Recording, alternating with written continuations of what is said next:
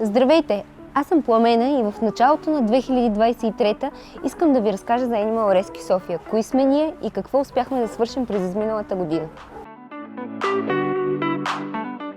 Създадохме Animal Rescue София от любов към животните през 2010 година и от тогава работим за тях. Всеки ден променяме съдби, всеки ден спасяваме живот, всеки ден подаваме ръка на лапи и копита.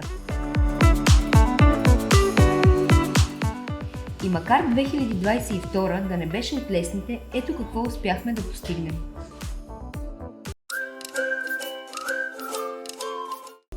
Фермата не е просто приют за бездомни кучета. Това е мястото, където лекуваме, социализираме и обичаме нашите обитатели, докато те чакат да намерим най-подходящия за тях дом.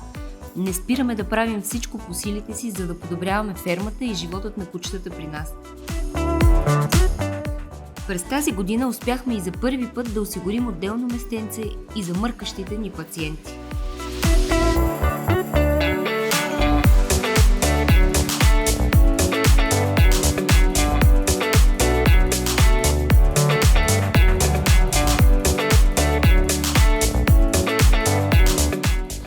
Основната част от работата ни с животни винаги е била предоставяне на медицинска грижа на пострадалите бездомничета.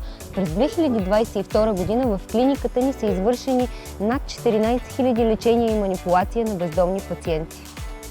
2022 е годината, в която получихме най-голямата и престижна международна награда за принос в сферата за грижа към бездомни животни. След като разследвахме случая с бруталното насилие над кучето Мечо и го направихме публично достояние, постигнахме и нещо изключително важно. Въпросът с насилието над животни не само се появи на дневен ред за цялото ни общество, но и ни даде надежда, че можем да постигнем промяна. И през новата година ще работим усърдно в тази посока, докато постигнем адекватни наказания за насилниците на животни. Работим вече почти 13 години. В началото на 2023, след сметки и отметки, с радост ви съобщаваме. Намерили сме нови домове на 10 225 животни.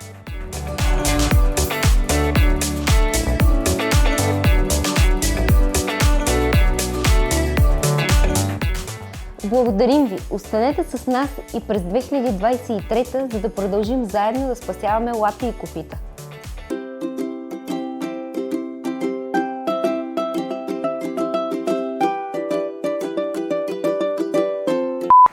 Lag, lag, lag na.